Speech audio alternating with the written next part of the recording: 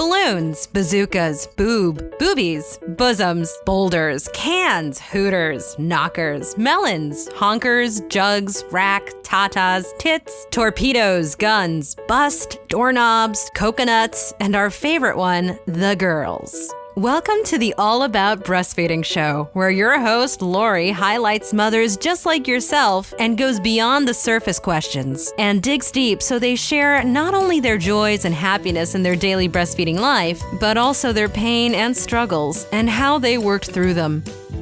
Episode number 103, Infant Feeding and Wet Nursing. Welcome to the All About Breastfeeding show, the place where the girls hang out.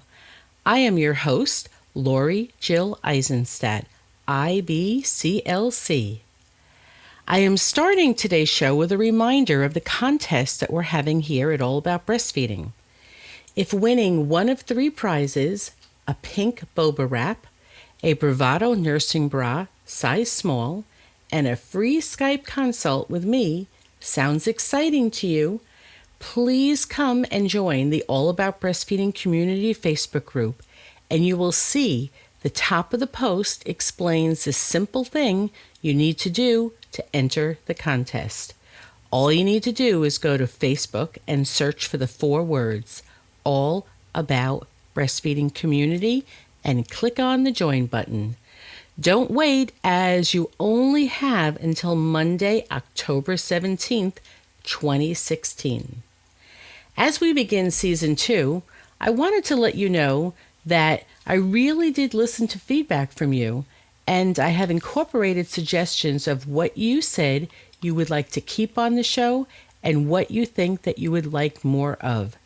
This makes it fun for me, and I hope for you too. I like to make things interesting, change things up a bit, and experiment with some cool stuff. Here is what you can expect to look forward to in the next 12 weeks. There will be 3 new shows every single week. Release days will be Monday, Wednesday, and Friday. On Mondays, you can continue to expect what I consider to be the lifeblood of this show, which are 12 individual interviews with moms, with authors, physicians, who talk about things all related to breastfeeding. Some of the topics discussed will be birth trauma and its effect on breastfeeding and postpartum. There's a rise in milk banks opening up, and we talk about this, and I interview the executive director of a brand new milk bank, so you learn the ins and outs of milk banking. I chat with a few authors and online entrepreneurs in the maternity field, and quite a few other interviews that I'm going to be secretive about. You will just have to keep coming back to listen in. I know that you are enjoying these one-on-one interviews, as these are the ones that I have received the most loveliest of compliments and thumbs up for doing a good job with them. And I will continue to do my best in keeping true to what you are all interested in hearing. This Monday, we started off Season 2 with my amazing guest, Penny Simkin. She is a wildly popular person in the breastfeeding field, and this show has already received many, many, many hundreds of shares, literally around the world. If you missed it, check out episode number 102. On Wednesdays, you will be entertained with a series on infant feeding practices, where I take you on a tour of the world of breastfeeding that began many moons ago, and by the end of this series, you'll be brought up to speed as to where our culture is currently at with breastfeeding. On Fridays, the learning will continue as I am responding to your request to keep up the educational shows. I am taking some of the most common questions I'm asked and calling Friday FAQ Day, where I take the questions that I'm asked on almost a daily basis and I give you the answers on air. A quick note on the Wednesday infant feeding series, which I'm about to start. What I have done is cover some aspects that I personally thought was most interesting, or that I thought would be of most interest to you. Let's get started. Here we go with our tour of the world of breastfeeding. I will save all the references I used and put this in the show notes at the end of this whole series in week 12. I love learning about the history of infant feeding practices, partly because it gives us a window into society during years that we did not live through, and we get to see what the breastfeeding culture was like back in the day, like thousands of years ago. It might surprise some to learn that years ago, not all mothers wanted to breastfeed, and not all mothers could breastfeed their babies. Let's first talk about infant feeding before the 20th century. Most humans who have walked this earth never drank a drop of non-human milk. Let's just stop for a second and contemplate that thought. It is only in this last century that humans regularly drink milk from another species. Keeping animals and drinking their milk is actually quite a very new practice in human history, and it probably evolved alongside agricultural evolution and societies which keep milk animals, such as cows, camels, yaks, sheep, or goats. Their knowledge and observation of how important colostrum and early suckling is for the survival of their animals makes them value own or same species feeding. There is so much to talk about. I wanted to start by talking about infant feeding practices before formula came into the picture. The 3 common feeding practices was for a mom to breastfeed her own baby, or utilize the services of a wet nurse, or practice cross-nursing. There is also the combination of all 3 practices. These were all common for thousands of years, with certain practices coming in and out of favor. Let's start off by talking about the definition of wet nursing. For millions of years, human infants have been nurtured and nourished predominantly by human milk, either directly from the baby's mother or by the milk of another woman. Some have made a conscious decision to feed their baby themselves or employ wet nurses. The reasons are not many, however, they've changed as the years and human behavior and culture and family structure has changed. Add to that various changes in health practices, modern medicine, refrigeration, and believe it or not, changes in women's fashions also had an impact on breastfeeding, milk supply, and wet nursing. And we will get into all of that. For thousands of years, wet nursing was a valued profession. Yes, a profession. The use of a wet nurse, which by definition is a woman who breastfeeds another's child, was a common practice before the introduction of bottle feeding and formula. The history of wet nursing is fascinating. It became a well-organized profession with contracts and laws designed to regulate its practice. For years, it was a really good job for a woman. In 17th and 18th century Britain, a woman could earn more money as a wet nurse than her husband could as a laborer. And if you were a royal wet nurse, you would be honored for life. And we'll talk about that a little bit more later. But let's just contemplate this. A woman could make more money as a wet nurse than her husband could. In past centuries, the majority of royal babies were handed to a wet nurse soon after their arrival. Royal women were often little more than symbolic features, delivering child after child to secure a dynasty. This was particularly important in times of high infant and child mortality, when the production of second, third, and fourth sons were crucial. Breastfeeding offers a degree of contraceptive protection, so with their babies being fed by others, queens were free to resume their duties and begin the process of conceiving the next heir. Often the royal household would contain, get this, a team of lactating women to ensure the new arrival could be fed on demand.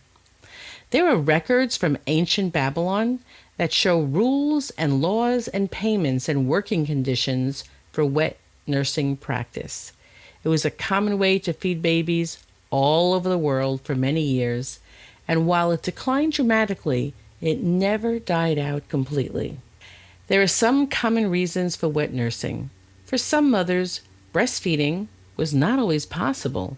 Perhaps there was a mother who was just not able to make milk or enough milk for her baby. There were mothers who died in childbirth. Modern-day science and moms, they think that this is a new phenomenon, perhaps not being able to make milk or enough milk for their baby. However, there's quite a bit written about lactation failure in the earliest medical books, which talks about lactation failure, their words, and remedies for women to get a supply going or increase their supply. A lot of this has been written about. These early writings suggest that lactation failure was a problem during ancient Egypt times, and that wet nursing was a common alternative feeding method. Interestingly enough, before most recent of times, public breastfeeding was not an issue. So you really can't find this in any books for a reason for a woman to not breastfeed her baby. And yet, in modern times, this is frequently cited as a reason to not breastfeed. In addition, there have been many times during history when mothers decided that they just didn't want to nurse their babies. These were women of higher social status, and they hired wet nurses even when they were capable of feeding their own babies. It hurts me to even read and even talk about this. However, modern society seems to think awful things about mothers who abandon their babies, leave them alone in a garbage pail, drop them off somewhere just to die?